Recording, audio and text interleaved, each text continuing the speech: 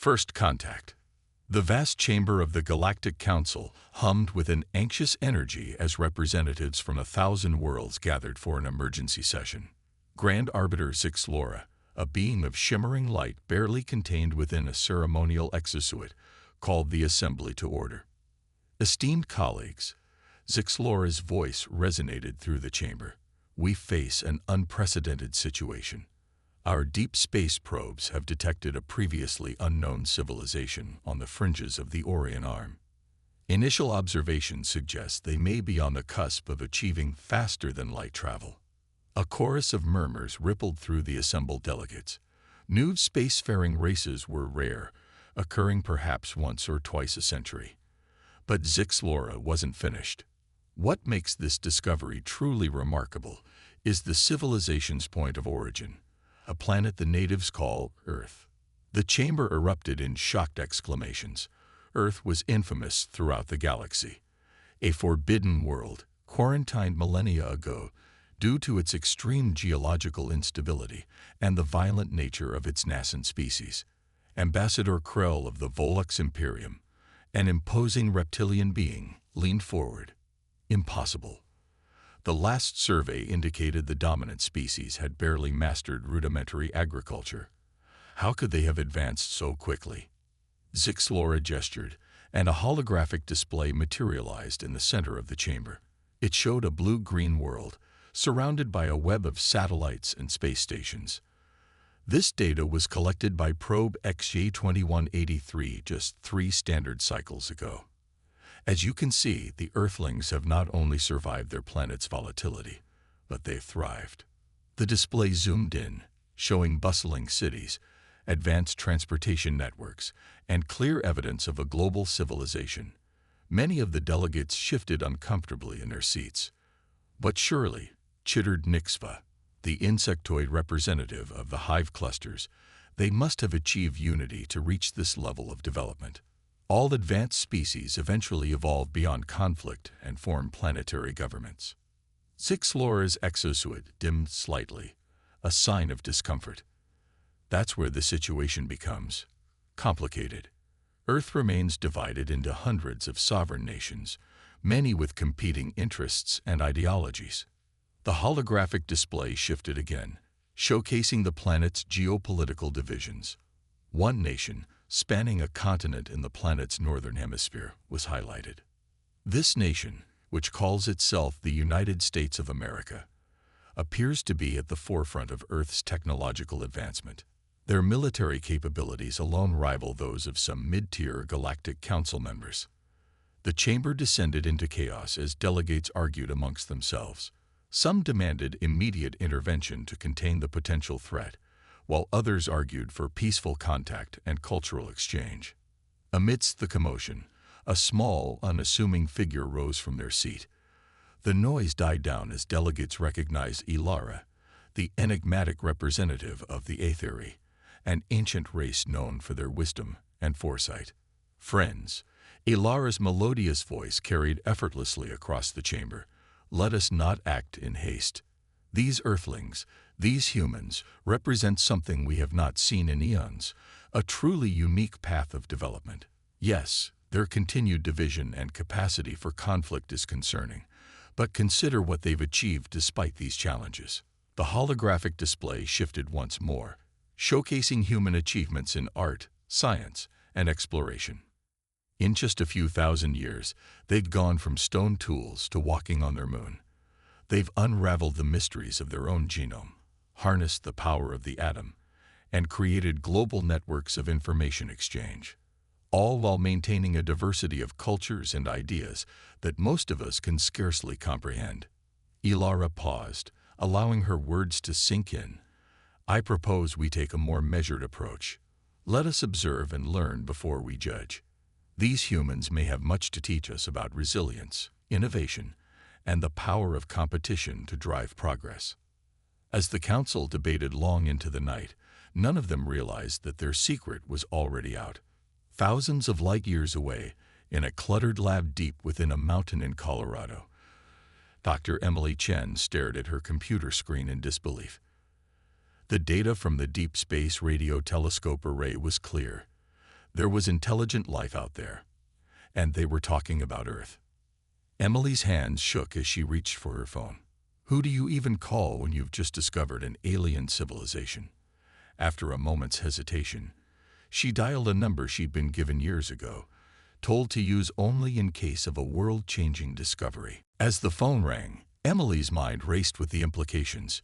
Humanity was about to enter a new era, ready or not.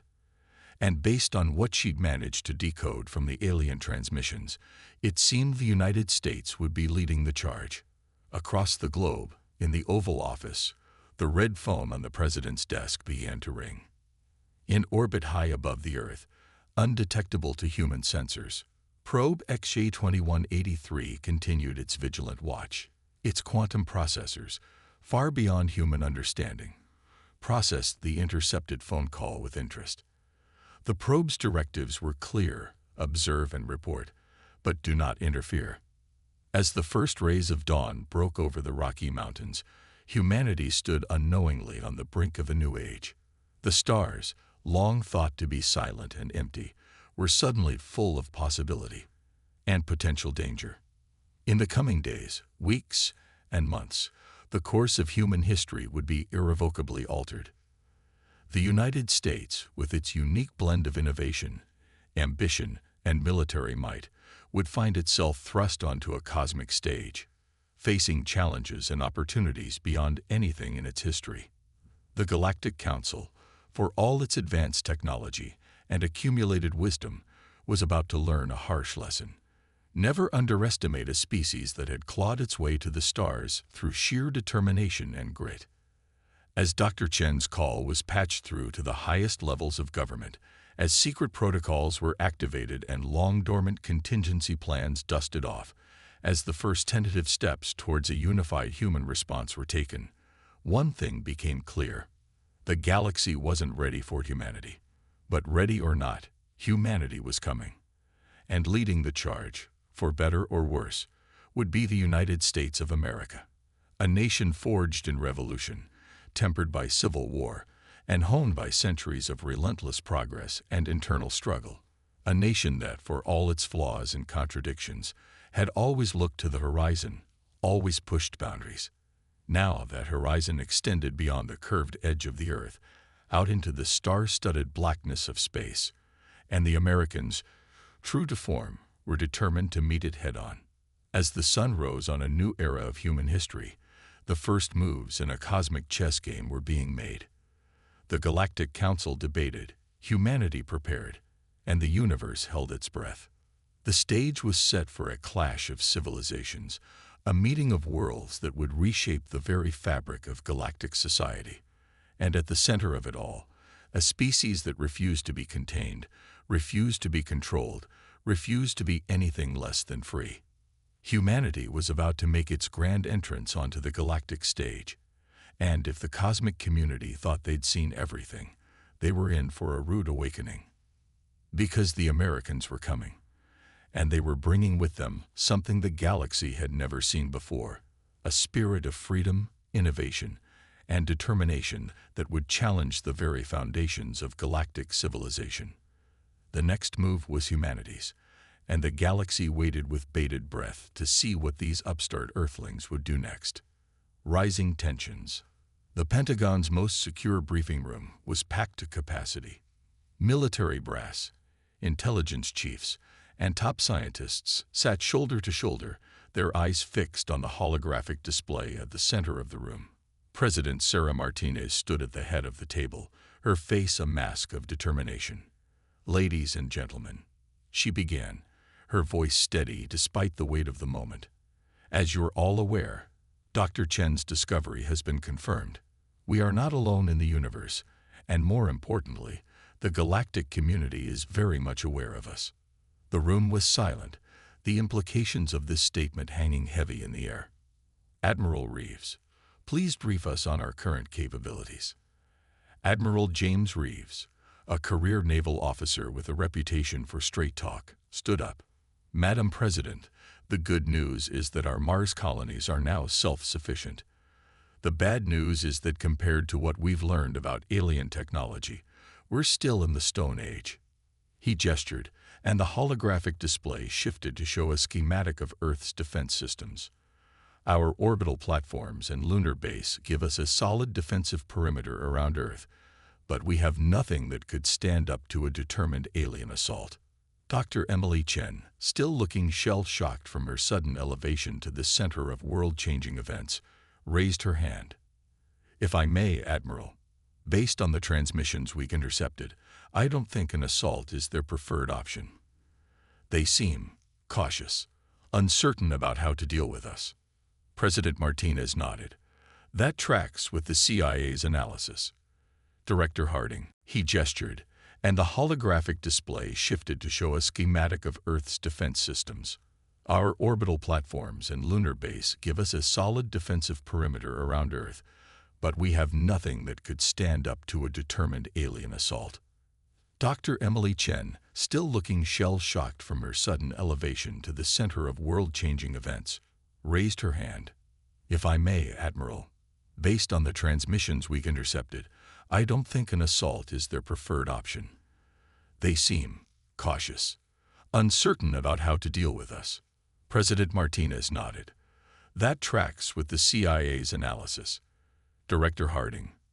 CIA Director Melissa Harding stood, her crisp suit a stark contrast to the military uniforms surrounding her. Our best assessment is that this galactic council is divided on how to approach us. Some factions advocate for containment, others for engagement, but they all seem wary of our potential for rapid advancement and our unpredictability. A chuckle rippled through the room. If there was one thing Americans prided themselves on, it was being unpredictable. The question is, President Martinez continued, how do we leverage this situation to humanity's advantage? We're dealing with civilizations potentially thousands of years ahead of us technologically. We need to close that gap, and fast. Dr. Chen cleared her throat. Madam President, I have a theory about that. The alien transmissions we've intercepted suggest that their technological development has plateaued. They have amazing capabilities, yes, but they don't seem to be innovating at nearly the rate we are. The room buzzed with excited murmurs. President Martinez leaned forward, intrigued. Go on, Doctor. Well, from what we can gather, most alien societies reached a point of unified planetary government thousands of years ago. They've eliminated conflict, scarcity, even the need for most forms of competition. It's led to incredible stability, but also stagnation. Admiral Reeves finished, a gleam in his eye. Dr. Chen nodded. Exactly. They can't understand how we've advanced so quickly while remaining divided. But it's precisely that division, that competition, that drives our innovation. President Martinez stood, pacing the room as she processed this information. So you're saying our greatest weakness in their eyes, our disunity, might actually be our greatest strength? Potentially, yes, Dr. Chen replied. But it also makes us dangerous in their view, unpredictable. They're used to dealing with unified planetary governments, not hundreds of sovereign nations with competing interests. The president turned to face the room, her eyes blazing with determination. Then we need to show them that humanity can come together when it matters, without losing the spark that makes us unique. We need a plan that will demonstrate our potential as allies, not threats. For the next several hours, the room buzzed with activity as plans were proposed, debated, and refined. The outcome was ambitious. Project Starbridge, a multinational effort to accelerate humanity's space exploration capabilities. As the meeting adjourned, President Martinez pulled Dr. Chen aside. Emily, I need you to lead the scientific side of this project. You're the one who made first contact, even if they didn't know it. You understand them better than anyone. Dr. Chen's eyes widened. Madam President, I'm just an astrophysicist. I'm not sure I'm qualified. The president cut her off with a gentle smile. None of us are qualified for this, Emily. We're writing the playbook as we go, but you have the vision we need. You can see the big picture. As Dr. Chen nodded, accepting the enormous responsibility, neither of them noticed the tiny drone hovering in the corner of the room, its advanced alien circuitry hidden beneath a facade of human technology. High above the Earth, on board the Galactic Council's observation post, observer Zixlora reviewed the footage from the human meeting with growing concern.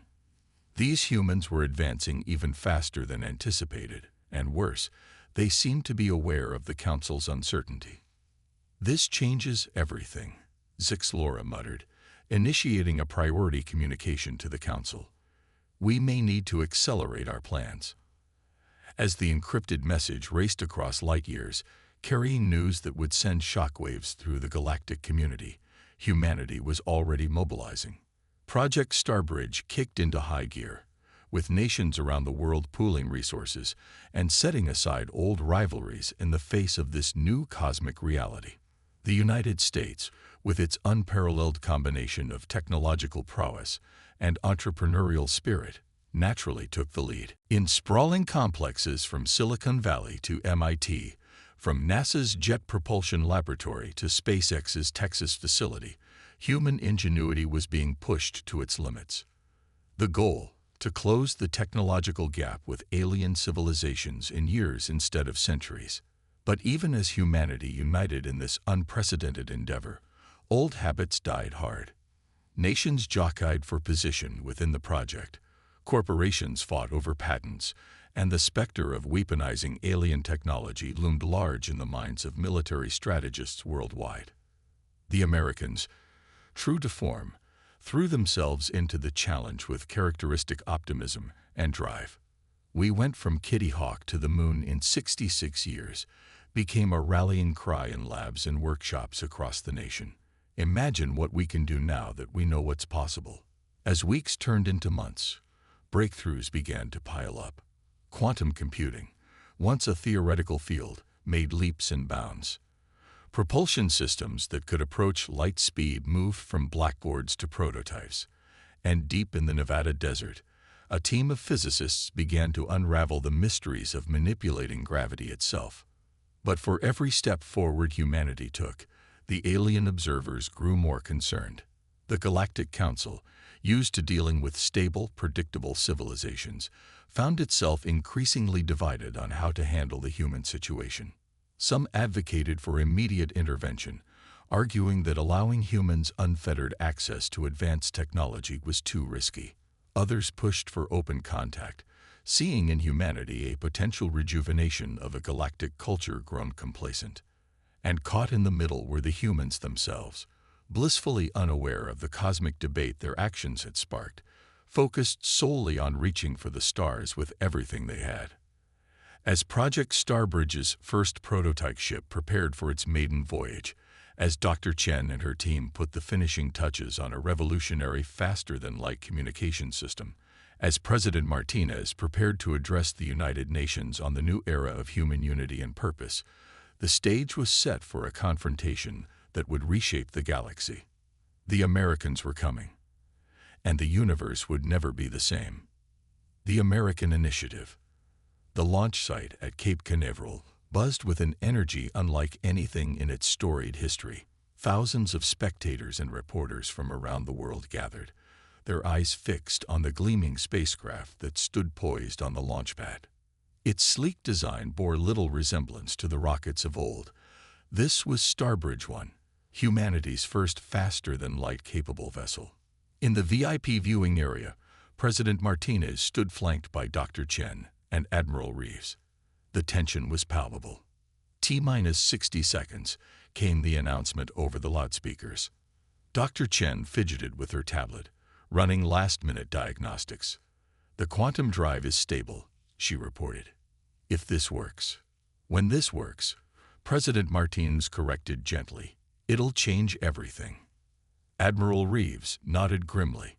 "Let's just hope we're ready for what comes next." As the countdown reached 0, Starbridge 1 ignited.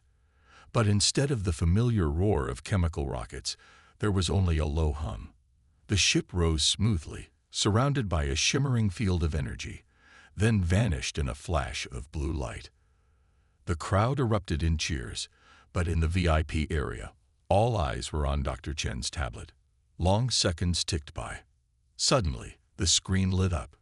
"Signal acquired," Dr. Chen exclaimed. They've reached Mars orbit. Transit time, 37 seconds. President Martinez let out a breath she didn't realize she'd been holding. My God, she whispered. We did it. As news of the successful test spread around the world, humanity collectively held its breath. For the first time in history, the stars were within reach. But far above, unseen by human eyes, the alien observation post erupted into frantic activity. Impossible, observer Zixlora muttered, his many eyes wide with disbelief. They've mastered quantum folding in mere months. This goes beyond all projections. His assistant, a young Volux named Krell, looked up from his own instruments. Sir, we're detecting increased tachyon emissions from multiple points on the planet's surface. I think they're building more ships. Zixlora's exosuit pulsed with agitation. Alert the Council immediately. The containment protocol has failed. We need to move to direct intervention. As the alien observers scrambled to report this shocking development, humanity was already pushing forward. In shipyards across America, and soon around the world, more Starbridge-class ships were taking shape. Each incorporated improvements and refinements, the pace of innovation almost terrifying in its speed. Project Starbridge, once a closely guarded secret, was now the talk of every news channel and social media platform. A new space race had begun, but this time, the finish line lay beyond the solar system. In Washington, D.C., President Martinez addressed a joint session of Congress. My fellow Americans, distinguished guests, she began, her voice firm and resolute. Today, we stand at the dawn of a new era, an era where the boundless frontier of space is finally open to us. But make no mistake, we are not alone out there. A murmur ran through the assembled legislators. For months now, we have been aware of an alien presence observing our world, a galactic community that has, until now, seen fit to keep us isolated. Today, with the successful launch of Starbridge 1, we have shown them, and ourselves, what humanity is capable of. The chamber erupted in applause. Martinez waited for it to die down before continuing. But our work is not done. In fact, it's only beginning. That's why I'm here today, to announce the formation of the United Earth Space Force. The announcement sent shockwaves through the chamber and around the world. For the first time in history, a truly global military and exploratory organization was being proposed, with the United States at its helm. The UESF will be tasked with protecting Earth's interests as we expand into the cosmos, Martinez explained. But more than that, it will be a symbol of human unity and determination, a signal to the galaxy that while we may have our differences here on Earth, we stand united in our quest to take our place among the stars. As the speech concluded to thunderous applause, the wheels of history began to turn faster. Nations around the world, recognizing the new reality, began to fall in line behind the American initiative. The United Nations, once derided as ineffective, found new purpose as the coordinating body for humanity's cosmic endeavors. But even as humanity united, divisions remained. Corporate interests vied for control of new technologies. Nations jockeyed for position within the UESF command structure, and in shadowy corners of governments around the world, some began to wonder, if there were alien civilizations out there, shouldn't Earth be prepared to defend itself? In her private office, Dr. Chen pored over the latest data from deep space scans. Something wasn't adding up. The quantum signatures they were detecting suggested not just observation, but active interference. They're trying to slow us down, she realized with a start. Grabbing her secure phone, she dialed a number she now knew by heart. Madam President, we have a problem. As Dr. Chen explained her findings, President Martinez's expression hardened. The aliens weren't just watching anymore. They were actively working to contain humanity's expansion. So it's a race, Martinez said grimly. We need to establish ourselves out there before they can stop us. Dr. Chen nodded. But we're not ready for open conflict. If they decide to move against us directly, Then we'd better make sure we're too valuable to attack. Martinez finished. Get me Admiral Reeves. It's time to accelerate our plans. Within hours, a new directive went out to all UESF facilities. The mission had changed. It was no longer just about exploration. Now, it was about securing humanity's future among the stars, by any means necessary.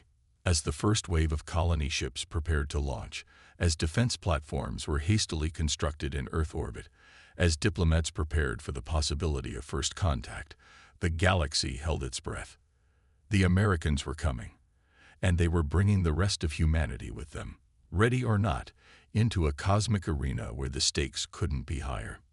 In the vast chambers of the Galactic Council, urgent debates rage. Some called for immediate action to contain the human threat. Others argued for patience, fascinated by humanity's rapid progress. But all agreed on one thing: the galaxy would never be the same again. And at the center of it all, driving humanity forward with a mixture of ambition, innovation, and sheer determination, stood the United States of America, a nation forged in revolution, tempered by conflict, and now poised to lead its species to the stars. The next move in this cosmic chess game was humanity's, and the Americans were determined to make it count. Galactic upheaval. The Galactic Council chamber was in chaos. Delegates from 1,000 worlds shouted over each other, their translator devices struggling to keep up with the cacophony of alien languages. At the center of it all stood Ambassador Ilara of the Aetheri, her usually serene features marred by concern. Order! Grand Arbiter Zixlora's voice boomed through the chamber, momentarily silencing the tumult. We must approach this situation rationally. The humans have established colonies on 3 systems in just 2 of their years. Their rate of expansion is unprecedented. Ambassador Krell of the Volux Imperium rose, his scales glinting under the chamber's lights. Unprecedented. It's an invasion. We must crush these upstarts before they destabilize the entire sector. Murmurs of agreement rippled through the chamber, but Ilara stepped forward. And how do you propose we do that, Ambassador? The humans have already demonstrated technology that rivals our own. Any attempt at military action could lead to a devastating conflict. Then we negotiate, came a new voice. All eyes turned to see Nixva of the Hive clusters, usually silent in these debates. We offer them membership in the council, bring them into the fold. Zixlora's exosuit pulsed with agitation. Impossible. They don't have a unified planetary government. Our laws are clear. Only species that have achieved global harmony can be considered for membership. Ilara's eyes narrowed. Perhaps it's time we reconsidered those laws. The humans have achieved in decades what took most of us millennia. Their diversity, their competition. It drives them in ways we've forgotten. As the debate raged on, none of the delegates noticed the small, Earth-made drone hovering silently in a corner of the chamber, its advanced cloaking technology, a testament to humanity's rapid progress. Thousands of light-years away in the Oval Office, President Martinez listened intently to the live feed from the council chamber. Dr. Chen sat beside her, frantically taking notes, while Admiral Reeves paced the room. They're scared, Martinez mused. Scared and divided. We can use that. Dr. Chen looked up from her tablet. Madam President, I think we need to be careful. Yes, we've made incredible progress, but we're still newcomers on the galactic stage. If we push too hard, too fast, we might spark a war we're not ready for, Admiral Reeves finished grimly. Martinez nodded, her expression thoughtful. You're right. But we can't afford to show weakness either. We need to demonstrate that humanity is a force to be reckoned with, but also a potential ally. She stood, moving to the window that overlooked the Washington Monument. It's time we made our presence known officially. Admiral, prepare the Starbridge fleet. Dr. Chen, I need you to draft a message, an open invitation to the species of the galaxy to visit Earth. Both the Admiral and the scientist looked startled. An open invitation? Chen asked. Are you sure that's wise? Martinez turned, a determined glint in her eye. It's a calculated risk. But if we want to change how the galaxy sees us, we need to show them who we really are. Our diversity, our creativity, our potential, and yes, our strength. As preparations for humanity's grand debut on the galactic stage began, ripples of change were already spreading through alien civilizations. On Volux Prime, young Volux took to the streets, demanding an end to the rigid caste system that had governed their society for millennia. They carried signs with slogans like "Freedom for all scales" and "Embrace the human way." In the vast hive cities of the clustered worlds, worker drones began to question their roles for the first time in living memory. Underground networks spread ideas of individuality and self-determination, concepts long thought purged from hive culture. Even among the Etheri, known for their stability and wisdom, debates raged about the merits of introducing more competition and diversity into their society. The galaxy was changing, and changing fast. Ideas that humans took for granted, democracy, individual liberty, the right to self-determination, were radical, even revolutionary concepts to many alien species, and they were spreading like wildfire. Back on Earth, the first official alien delegations began to arrive. Times Square in New York City was packed with humans and aliens alike, watching on massive screens as President Martinez welcomed the galactic representatives on the White House lawn. On behalf of humanity, she began, her voice carried to every corner of the globe and beyond. I extend a hand of friendship to all peaceful species of the galaxy. Earth is open to you, to trade, to cultural exchange, and to building a future together among the stars. As cameras flashed and reporters shouted questions, Dr. Chen watched from the sidelines, a mix of pride and apprehension on her face. They had come so far, so fast. But would it be enough? In the following weeks and months, Earth became a hub of galactic activity. Alien tourists flocked to human cities, marveling at the diversity of cultures and ideas. Trade agreements were signed, cultural exchanges initiated. The age of Earth's isolation was well and truly over. But beneath the surface, tensions simmered. Hardliners in the Galactic Council continued to push for containment or even military action against the upstart humans. Some human nations, intoxicated by new technologies and alien alliances, began to flex their muscles on the global stage. And in secret facilities around the world, scientists and military strategists worked tirelessly to ensure humanity would never again be at the mercy of more advanced civilizations. As the Starbridge fleet expanded, pushing ever further into the galaxy, as human colonies flourished on distant worlds, as Earth's influence grew, a new balance of power began to emerge. The Americans, with their unique blend of innovation, ambition, and military might, found themselves at the forefront of humanity's cosmic adventure. But they were not alone. Nations around the world stepped up, contributing their own strengths to the grand endeavor of claiming humanity's place among the stars. In the Galactic Council chamber, Ambassador Ilara watched the holographic display of humanity's expanding sphere of influence with a mixture of awe and concern. We wanted to contain them. She mused to no one in particular. Instead, they may end up changing us all. As if in response, a notification chimed on her communication device. It was an invitation to a human diplomatic summit on Mars, of all places. The subject, discussing humanity's potential membership in the Galactic Council. Ilara couldn't help but smile. The humans were nothing if not audacious, and perhaps, she thought, that was exactly what the galaxy needed. The cosmic chess game continued, with humanity making bold moves that no one could have predicted. The galaxy was changing, evolving, being reshaped by the audacity and determination of a species that refused to be contained.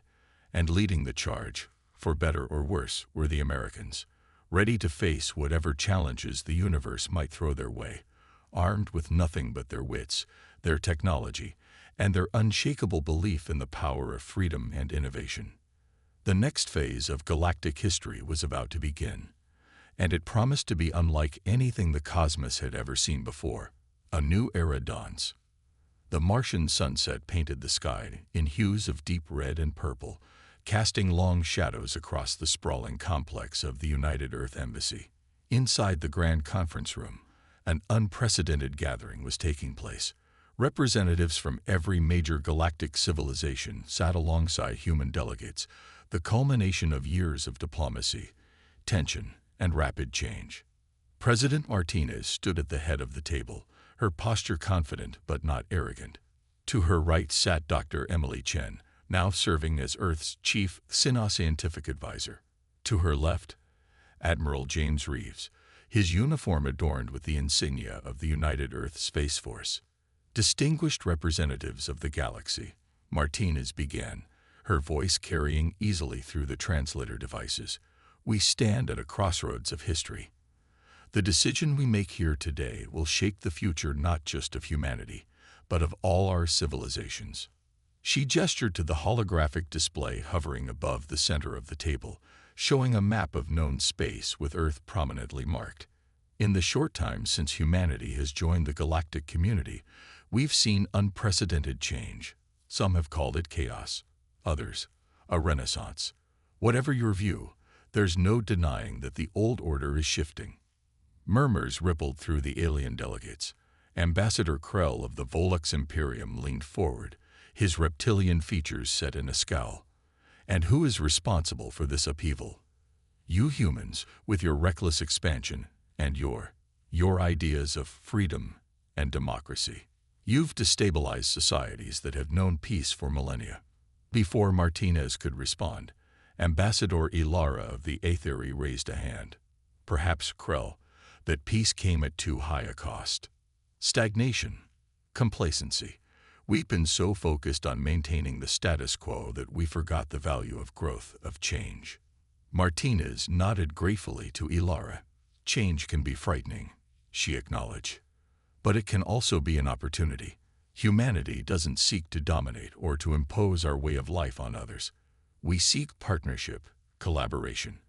A new galactic order where all voices are heard, where innovation is celebrated, and where we face the unknown future together. Dr. Chen stepped forward, activating a new holographic display. We've made incredible strides by embracing our diversity, by allowing competition and collaboration to drive us forward. But we've also learned the value of unity in the face of common challenges. The display showed images of joint human-alien scientific projects, of multicultural colonies on distant worlds, of breakthroughs in technology and medicine that combine the best of multiple civilizations. We propose a new structure for the Galactic Council, Chen continued, one that preserves the wisdom and experience of long-established civilizations, but also makes room for new perspectives and fresh ideas. A council where decisions are made not by consensus alone, but by vigorous debate, and yes, even the occasional disagreement. Admiral Reeves took over, his voice grave. We also propose a joint defense initiative, not as a tool of aggression, but as a shield against threats we may all face. The universe is vast and largely unknown. United, we stand a better chance of facing whatever challenges may come. The room erupted into discussion, arguments and counter-arguments flying back and forth. But as the debate raged on, a subtle shift began to occur. Old enmities began to fade as species found common ground. Ideas were exchanged, compromises reached. As the Martian night deepened, a new galactic charter began to take shape. It wasn't perfect. No agreement involving so many diverse civilizations could be. But it was a start, a framework for a future where the strengths of all species could be leveraged for the common good. Hours later, as the first light of dawn began to creep over the Martian horizon, President Martinez stood once again. We've taken the first step on a long journey, she said, her voice tired but filled with hope. There will be challenges ahead, disagreements, maybe even conflicts. But together, I believe we can build a future brighter than any of us could have imagined alone. One by one, the delegates signaled their agreement. A new era of galactic cooperation had begun. As the conference concluded and delegates began to disperse, Dr. Chen found herself standing next to Ambassador Ilara, both looking out over the Martian landscape. You know, Ilara mused, when we first discovered your world, many of us thought you would destroy yourselves before you ever reached the stars. Instead, you may have saved us all from a fate worse than destruction, irrelevance. Chen smiled. We're just getting started. There's so much more to explore, to discover. And now we get to do it together. As shuttles began to lift off, carrying delegates back to their home worlds, the Martian sky was filled with streaks of light. To the casual observer, it might have looked like a meteor shower, but Dr. Chen knew better. It was the Starbridge fleet, returning from its latest mission of exploration, already pushing the boundaries of known space. In Washington, D.C., President Martinez stood in the Oval Office, watching a live feed of the Martian dawn. Well, she said to herself, I guess the real work begins now. Her phone buzzed. A message from Admiral Reeves. New anomalous readings from the edge of charted space. Something big. Unknown. Potentially a first contact situation. Martinez couldn't help but smile. The universe, it seemed, was full of surprises. But now, humanity wouldn't face them alone. They were part of something bigger, a galactic community of their own making. As she began to coordinate Earth's response to this new discovery, Martinez felt a sense of pride and purpose. The Americans had led the charge into the cosmic frontier, but they had brought the rest of humanity. And now the galaxy, with them. The next chapter of galactic history was about to be written. And this time, it would be a truly collaborative effort. As the sun rose on a new era, the stars seemed to shine just a little brighter, full of promise and possibility. The galaxy would never be the same again, and that perhaps was the greatest adventure of all.